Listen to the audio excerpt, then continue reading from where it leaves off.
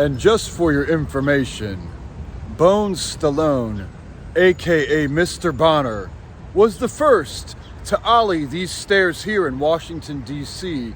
at the Canadian Embassy. He's moved on to become a fine father and model for all skateboarders worldwide.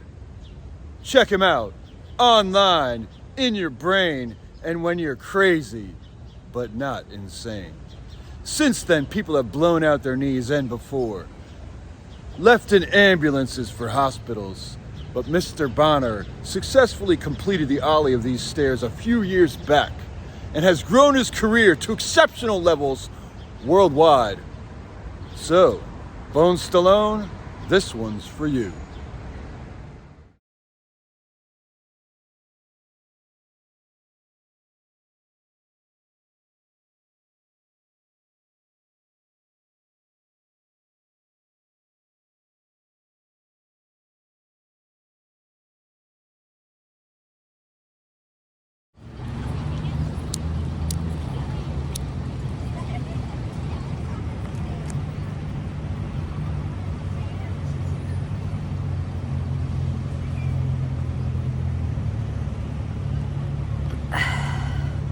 This is Ape Diesel.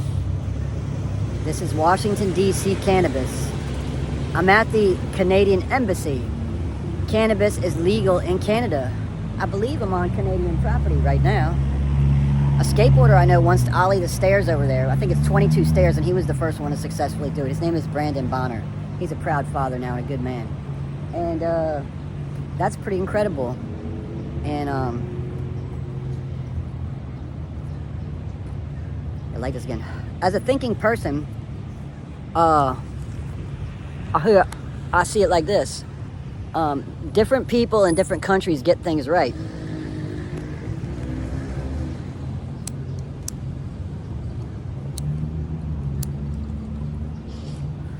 Canada has the weed thing right. Decriminalized. All right?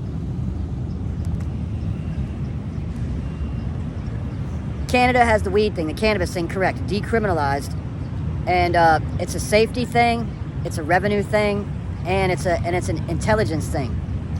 So, I'm not going to get into all the reasons why, but so as a cultural anthropologist, when I studied anthropology, I learned that what they do is they look at ways that other cultures have fixed something, and then they use that and apply it to their own culture. At least that's the theory. So, if different countries around the world have solved different social problems, you look to those countries for the solutions for your country, your nation, whatever, and then you also offer the solutions of how you solve your national problems with other countries who have similar problems, and that's how synergy would be created among governments and solve the problems of the world. Case in point right now, I'm just coming off of many years of homelessness here in Washington, D.C., and being indoors after many years is exceptional. I'm about to have my own place after many consequences of late and of many years and many situations and losing teeth and being beaten a few months ago. I'm guessing that's why they're helping me more than before, but in other countries, they don't have the same problem.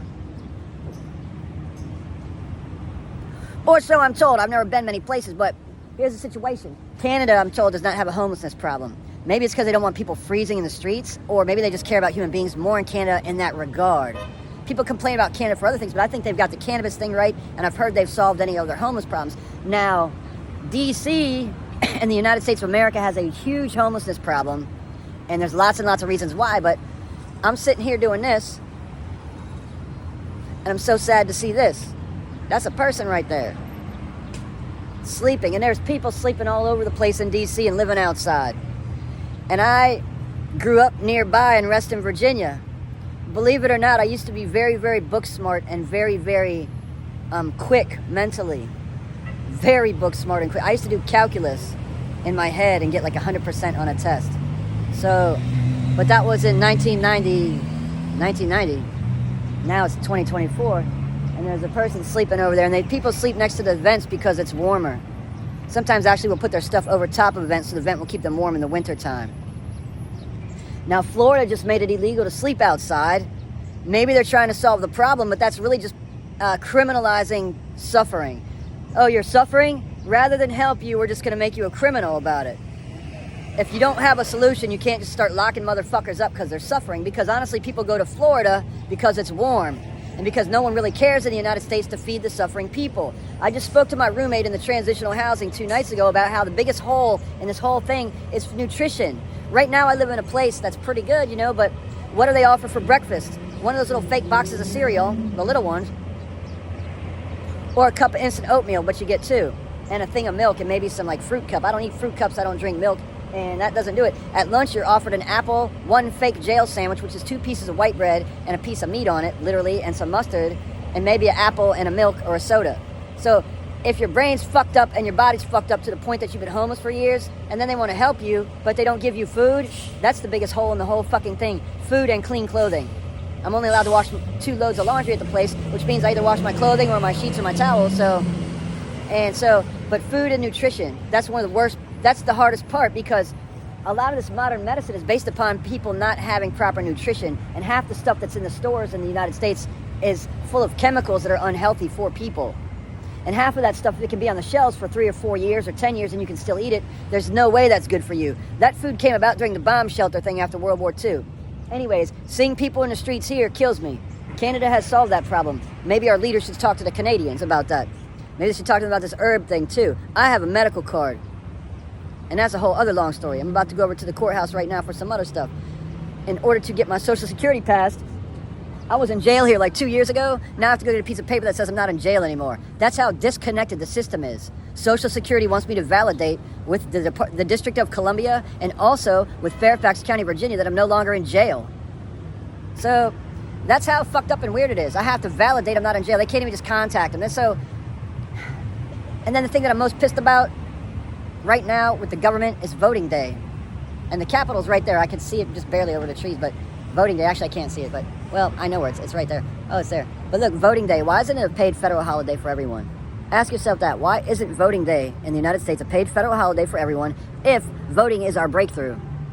If voting is the breakthrough of the United States democracy, why isn't voting day a paid federal holiday? And if we're supposed to have separation of church and state, let's keep all the other stupid holidays and let's just give Christmas to voting day. And then we'll be like all the other religions where we have to take that personal time for our spiritual practices. And I think that's the most righteous and correct thing for the United States government to do. Or just add 1 more paid federal holiday, but you know how people are about money. And that's why we get fed shit and why people are dying in the streets, because of money.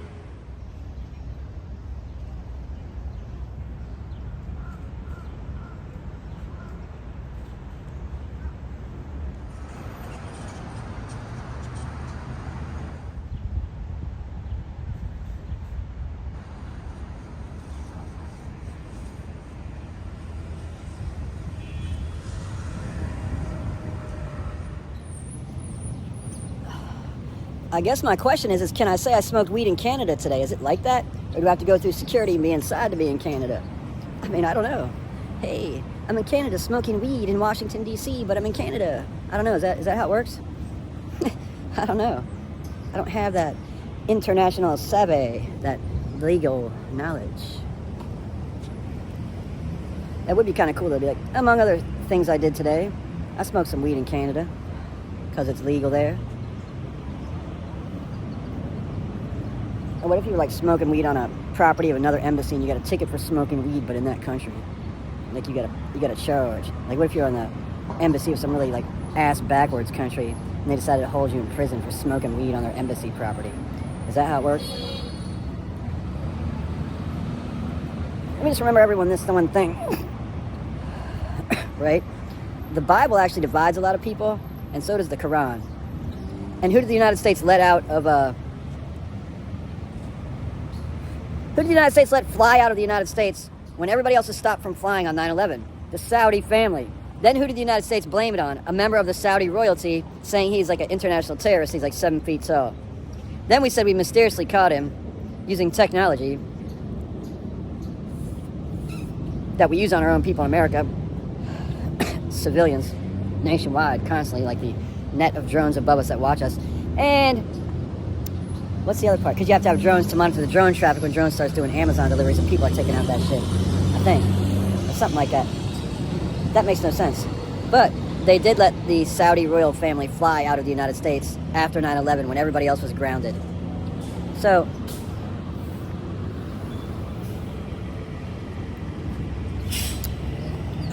if we have issues with the author of the Bible, the King James 1619 version, which is a taken stories of kings of old from another culture and transformed into a mind-controlled governmental document for the colonies as it transitioned into the United States of America with legal slavery and all that such, and separating the whites from everybody else. What else did I miss? Canada. So, then who were these folks who decided to do the Shia and Sunni split amongst Islam? Promoting God, yet dividing people. Think about that. Promoting God, yet dividing people. That's divisive. Can't do that. It's one God, many books, many ways to God, many names for God. Just like there's many ways for this flower here that I'm burning. Just like there's many words for fire in every language. Many words for God, many ways, books, and ways to God. The important thing is to be a loving person and to find solutions in life, not destroy things in life. And, again, why are there so many homeless people in the United States? We need to ask Canada how they fix their problem and do that here. Anyways, that's my big nose opinion from the Snot Factory, a Broken Teeth Bazaar. Ooh-wee, ooh-wee, baby, ooh-wee, ooh-wee, baby, ooh-wee, ooh-wee, baby, can't wait to clean my teeth one day. Can't wait to clean my teeth one day.